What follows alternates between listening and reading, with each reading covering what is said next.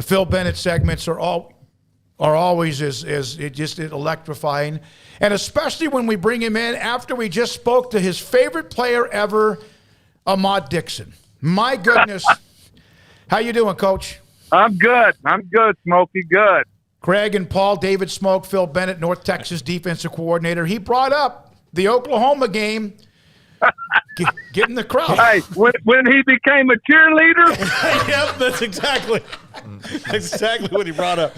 When he became a cheerleader who got chewed out at midfield. Coach, he wanted to know why he got chewed out at midfield rather than on the sidelines. I think is kind of how he put it, yeah. Hey, I think I was probably about I was guaranteed I was out of the coach's box. And I told him the next day, I looked at the tape, I said, you better go hug KJ Morton. I said, he saved your ass. He made a great play on that big, I think Bell was his name. Yep, Blake Bell, yep. Oh, my God. All right, I've got to start off with this. You had a linebacker, a really good one, entered the transfer portal recently, and all of a sudden he's still coming back. What is that like? Now we're talking, May 1st was supposed to meant something. Now it basically means nothing, and then you're fighting for a guy in the middle to late June. What is that like to deal with? Well, first of all, he's an unbelievable kid. And you and I have talked about this, Smokey. I mean, it's crazy times. And he and I discussed it throughout the spring, and and I told him, I said, whatever you want to do, I'm going to be with you. But I said, there's certain things I want you to consider.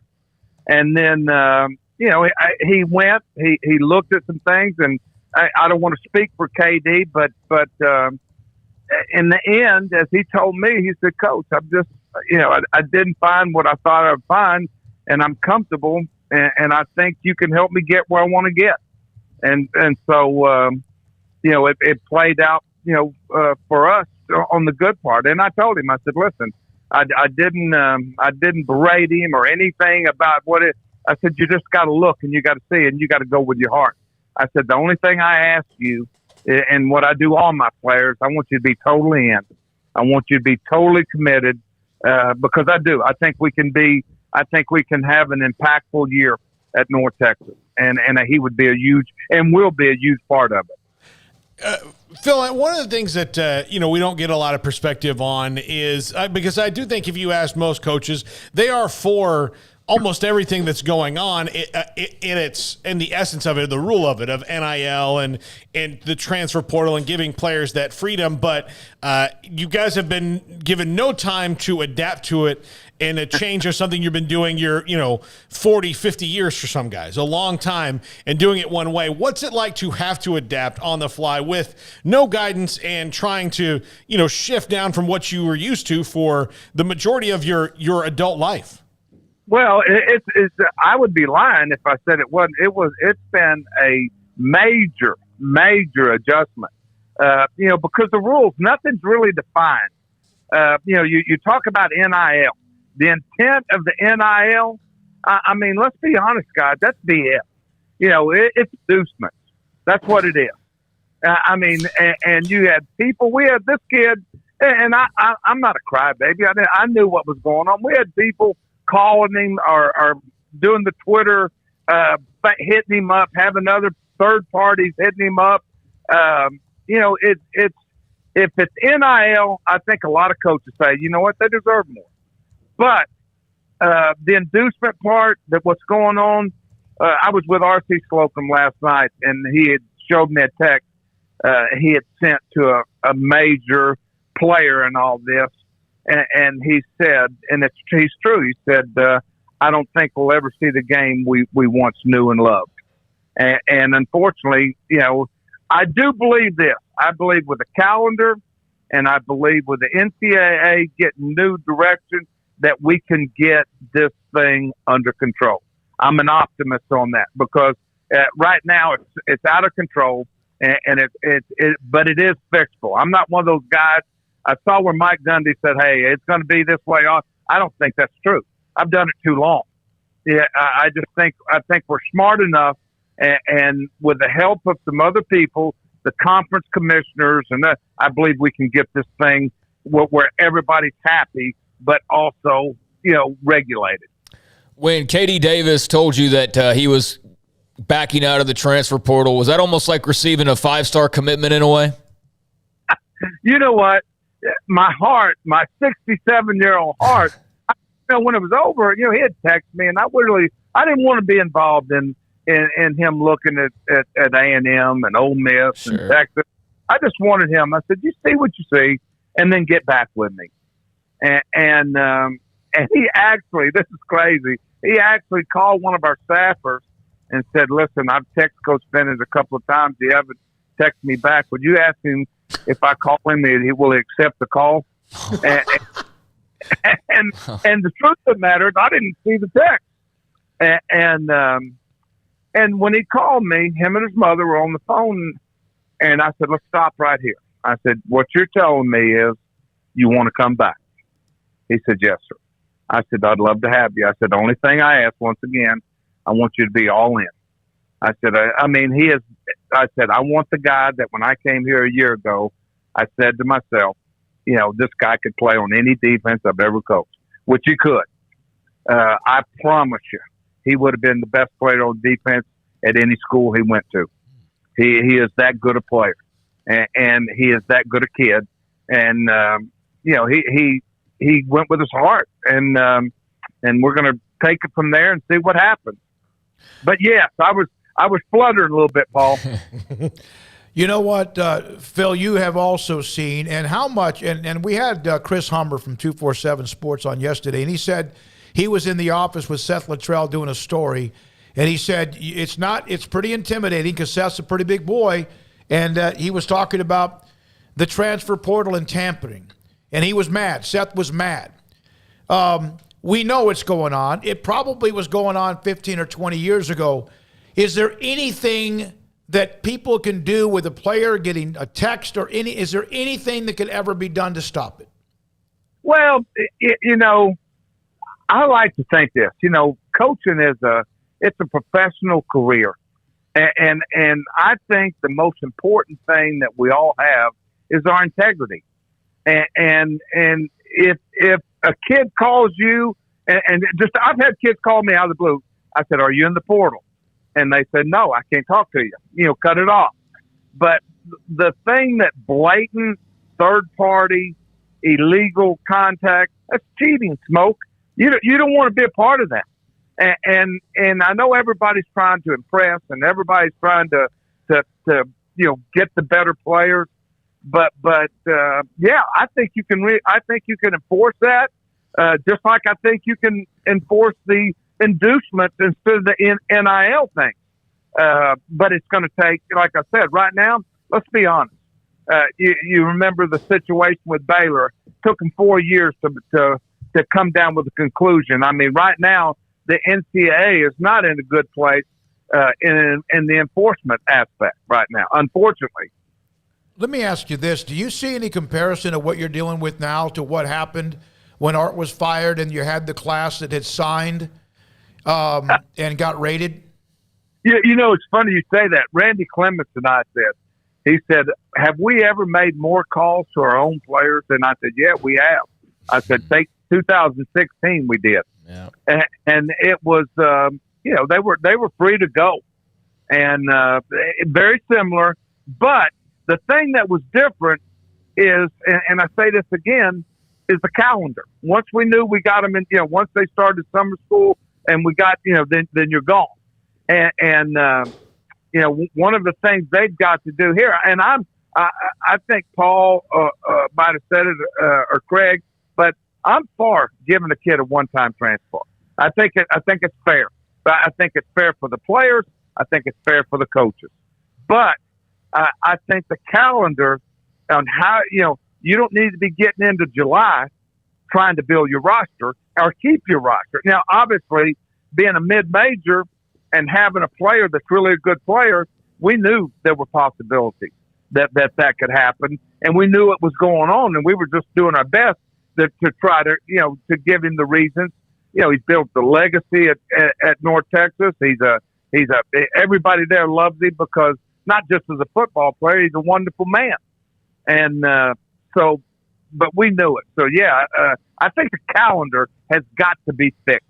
Well, and also, I think one of the things I've seen, Coach, is that you get these tiers of where Alabama and Ohio State can kind of pick from the tier of the Power Five below them, and then it goes on down. So how are schools supposed to get better if, you're, in the summertime, you're in the dead period or whatever, you're off fishing or golfing, and then all of a sudden you get a call and saying, hey, your three best players are leaving. Like, how do you deal with that? Like, it's chaos. Hey.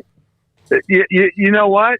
Like I told you, I mean, when I got that, I mean, this thing literally, guys, went from Thursday morning, Coach, I think I'm going in the portal, to Monday afternoon. I mean, it was a gamut of emotions. My wife was telling me, she said, God almighty, what a weekend. But, you have to, right now, being with what it is, if you're going to be involved in it, you've got to go with the flow. And, you mentioned earlier, Seth, we knew some of the people were working some of our kids, and Seth actually confronted a few of them. And we felt like if we didn't do that, then we were just exposing our players for it happening all the time.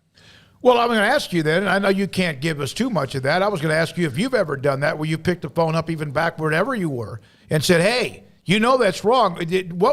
What happens to the other end of the phone when Seth Luttrell or you or whoever confronts somebody that knows that they've done it? Do they just act like I don't know what you're talking about? Well, you know me well enough, David. I'm confrontation. Some people feel confrontation is bad. I feel it's a resolving thing. I think a lot of things can come out of confrontation. And I've done it before where something's happened, and I called them and said, hey, I know for a fact this transpired. Now, most of them say, you know what, I'll find out. And, anytime you handle it like a man and it's truthful, and I don't threaten them or any of that stuff, but I know what to be. I wouldn't call them if I knew it wasn't to be true.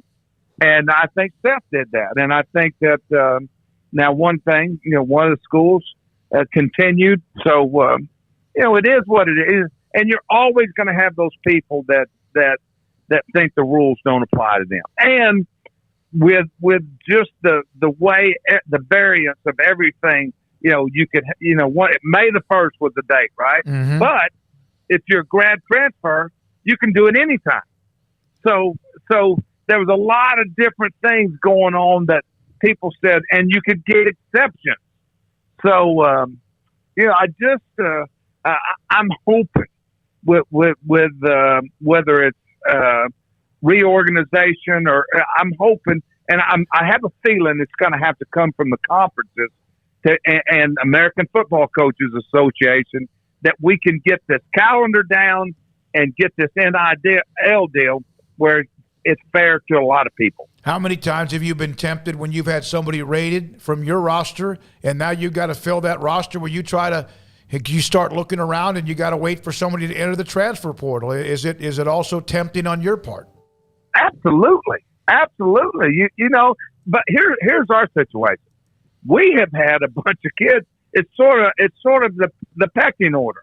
The Power Fives take some of our guys. Hey, I've taken 2 Division II players who I think are going to be big time players. I always laugh. Eddie Lackey was at a Division III school before he went to Riverside, and Dave Aranda will tell you this.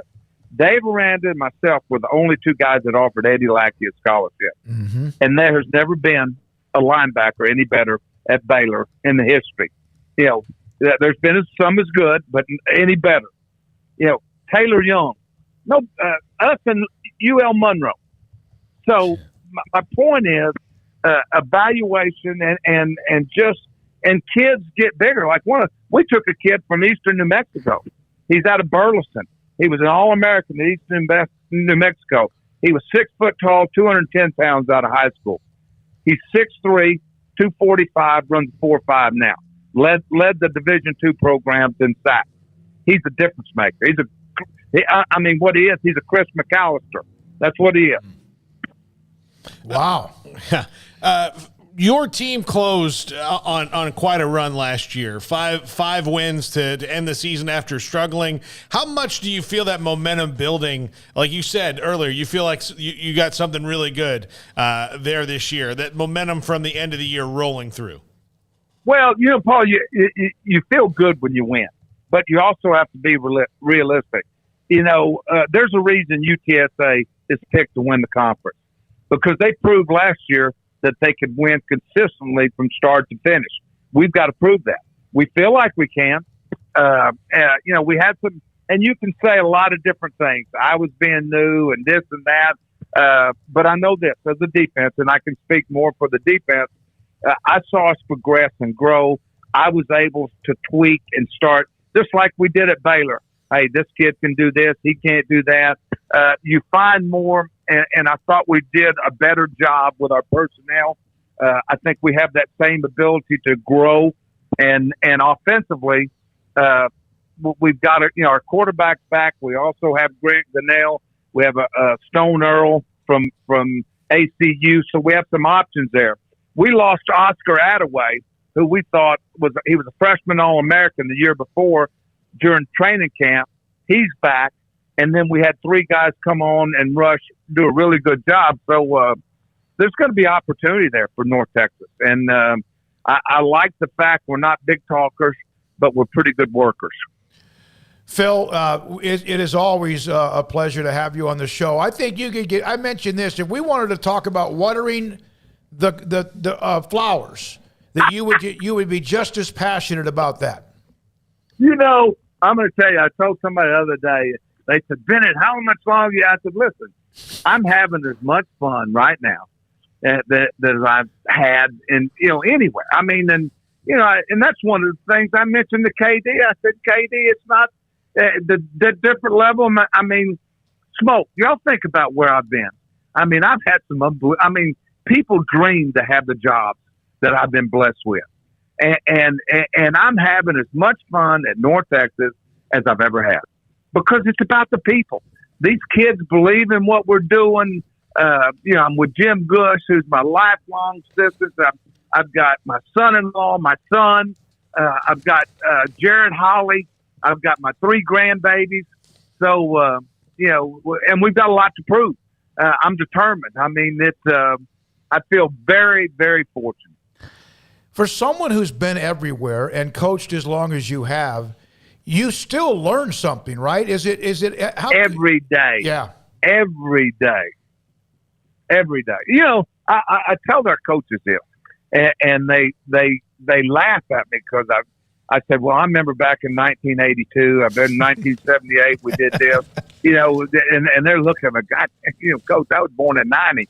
What are you talking about? But anyway.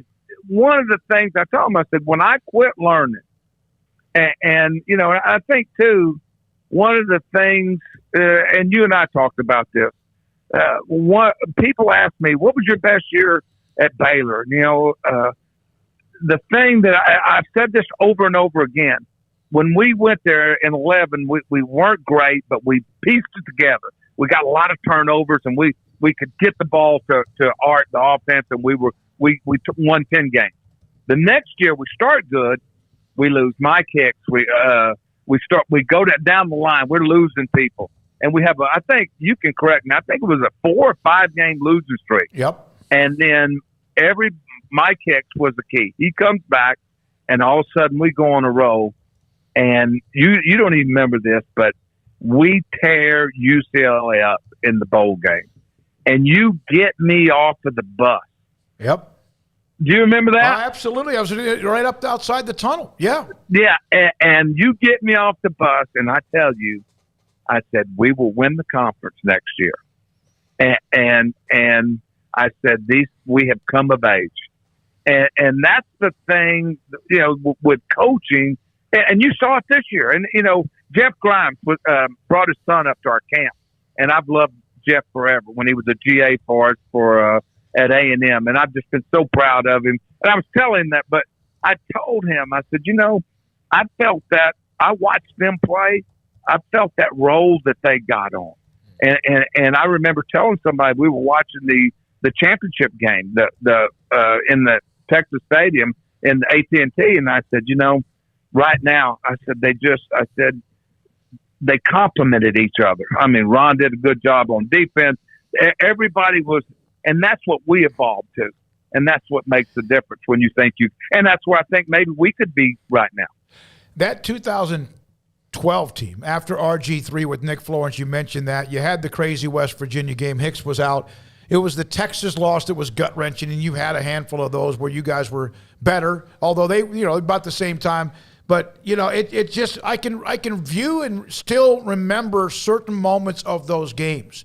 And then how you beat Kansas State and all hell broke loose. Yeah. And people don't realize we played Todd Monken, who's the offensive coordinator at Georgia, always tells me, he goes, y'all did the best job of anybody, because they were good on offense. And we had to beat them to go to the Holiday Bowl. Mm-hmm. And of course, Lake Sistrunk helped too, going 80 yards, about 70 of it with a pulled hamstring. But we were able to do things, and that's one of the things I was talking about learning. I mean, I learned that season. I said, we got to be different. We got to be different with Art's offense. We can't be a set and bend but don't break. And that sort of goes with your question, do you learn? Absolutely.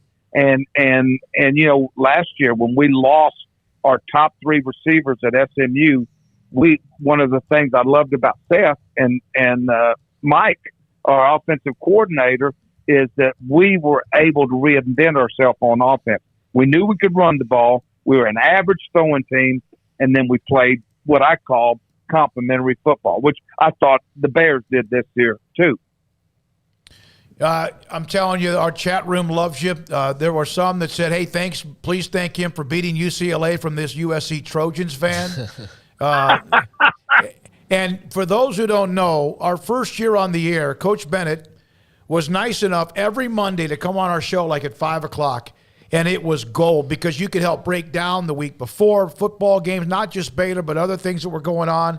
And to think about where you've been, A&M, Purdue, LSU, TCU, Oklahoma, K-State. Yeah, K-State, Arizona State, Pittsburgh, and who you've coached under with RC and Snyder and obviously with Art, and obviously Wanstead at Pittsburgh. It's phenomenal, man. We appreciate it. It's been, trust me when I say this, I don't take it lightly. I've never had a bad job. I've absolutely been around wonderful people, never worked for anybody I did not like. And I feel very thankful. And I try to show that and say that because I mean it.